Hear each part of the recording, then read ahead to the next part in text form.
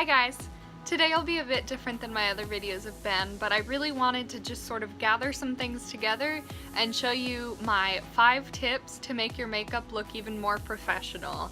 These are just sort of, some of them are fairly well known, but I wanted to share some of them, and these are what I use a lot, and I think it just helps your makeup look smoother, prettier, more quote-unquote natural, but here goes nothing. My first tip has to do with foundation, which is really important because it's truly and literally the base of your look, the foundation of your look.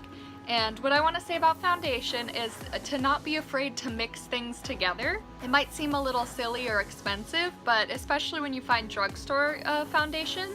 For example, the ones I use are these L'Oreal Infallible foundations. This one's matte and this one's really dewy, and I found that mixing these together is my favorite foundation and the perfect thing for me, because this one can be a bit dry looking on my skin and sometimes show some patches right around my nose and places like that, but this one is a bit too dewy for me because I really like a matte base, and then I can highlight around my face where I want to have things shinier or whatever. And so I just encourage you, if you've always had trouble finding a foundation that you really love and is a really good finish for your skin tone, try mixing things together and you might find something you really like. I truly have not found even high-end foundations that I love as much as this combination, so.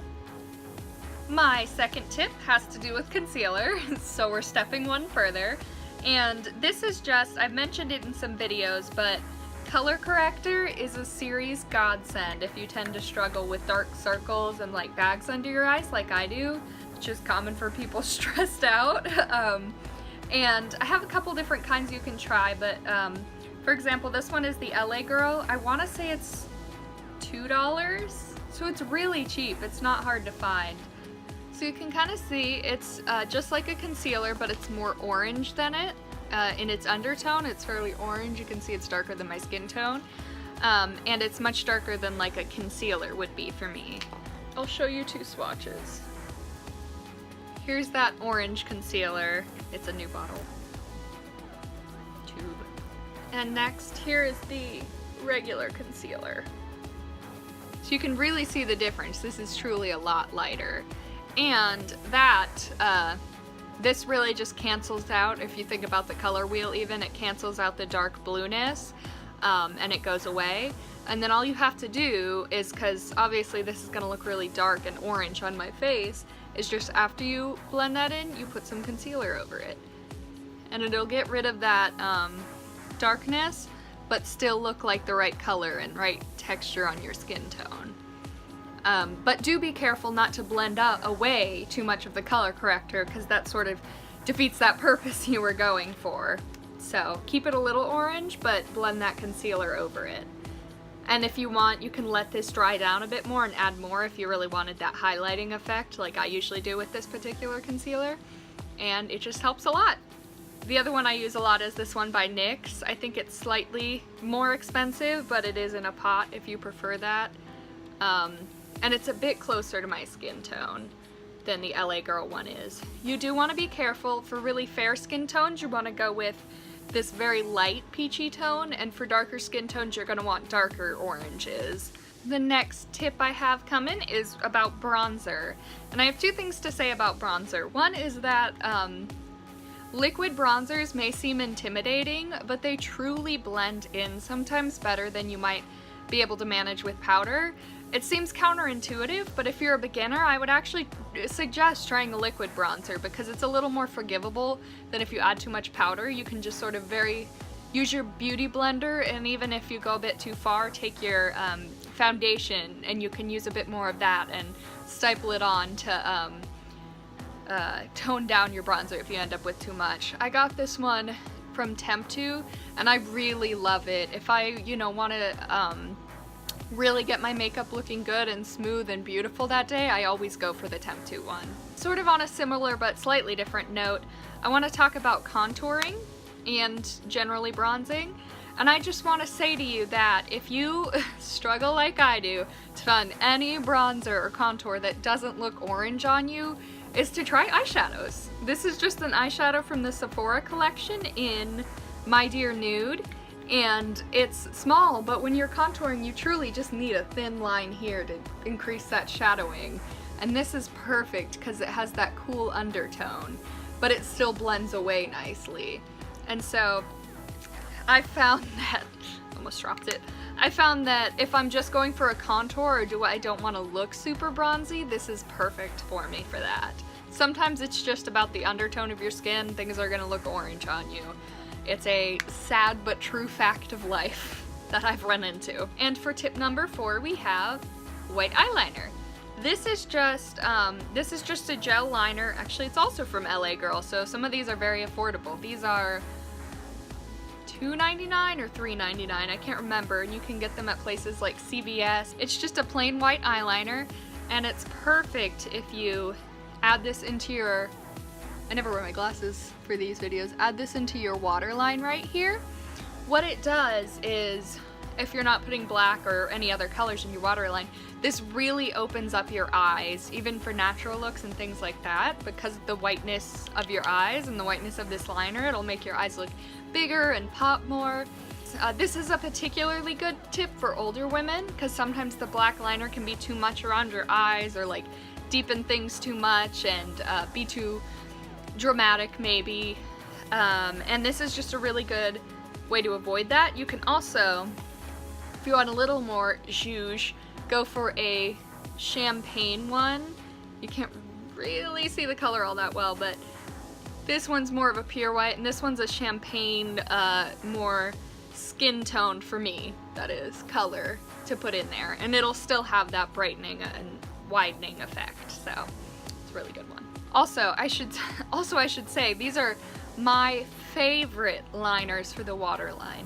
They really last, they're really pigmented. On the first stroke you'll get it, and so I really love them, and you can't beat the price for something so quality, even compared to the more expensive high-end liners I've tried. So I really go out and get these, honestly. They come in colors too, just go get them. And finally, tip number 5 is setting spray. I know I have a lot here. Truly, I was always, for a long time, I was like, a setting spray? Really? Like, what is the point? You're just spraying water on your face. But truly, even if you don't necessarily subscribe to the idea of them making your makeup last longer, though some of them, like Urban Decay All Nighter, really work for that effect. What these will do is, when you spray them, they're kind of wet, and so they really sink the powder into your skin and blend it into your face, and you end up looking a lot less powdery and a lot less like you're wearing makeup. And so I have a couple recommendations for this, depending on what you want. And the first one is the Pixi Glow Mist. You can get this at Walmart or Target, places like that, and this is kind of a nourishing, hydrating one, and it will focus on that sort of, like I said, sinking in and blending in. It's not like super long lasting, or, you know, it doesn't necessarily give that longevity to your makeup, but it really helps with sinking in and sort of giving you a glow. And the sprayer is really nice too. It's very, you can't even really see that, but it's very delicate. Especially compared to one of my other ones I truly do like is by Milani, and it's Make It Last. And as the name suggests, it's more focused on increasing the wear time of your makeup, and it helps it hold longer, stay longer, sort of almost like the top coat on your nail polish, I would say. Like, it has kind of a similar effect. It's gonna increase that longevity. Not that it feels like nail polish on your face, but it has the same idea of an effect. This one does, though. Its sprayer is a bit more aggressive, so you might want to hold it out further from your face than you might with the Pixi Glow Mist. And my last one in terms of setting spray is this Cover FX Illuminating one. And I have a love-hate relationship with this, because it really is a beautiful setting spray. I got it in a box. I didn't actually go out and purchase, well, I did purchase it. I purchased a subscription box, and this came in it. And it's just, my one thing about this is that the illumination of the setting spray is kind of glitter. So you have to really, like, shake it up if you don't want that glitter. And even then, sometimes I still get a sort of glittery effect on my face. which, as I said before, I'm a matte fan in terms of foundation, so that's not necessarily what I'm looking for, but just like the Pixi, it has the most like delicate soft mix I've ever seen. I don't think you can really see it on camera necessarily all that well, but it just has small flicks of glitter, which aren't like super obtrusive on the face. It's not like somebody's gonna think you're going to a rave, but it is just kind of a bother for me, but I still use it sometimes, I should say. It's not a bad setting spray, it's just not really exactly what I want.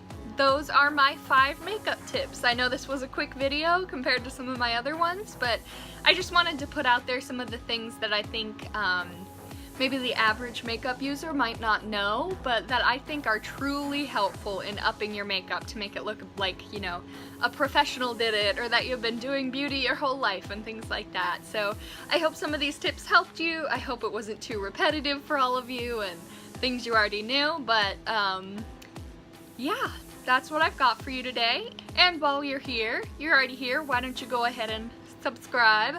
I hope the button's right there, but if not, you know, somewhere over here, subscribe to my channel to get more notifications when I post, and furthermore, you can ring that little bell down there, and that'll give you a notification whenever I post something and a video on my channel. You can watch my last video up there, again, hopefully. You can watch my last video with a, that one should be my BoxyCharm unboxing, and I hope you come back. I hope you enjoyed this video, and thank you so much, and goodbye.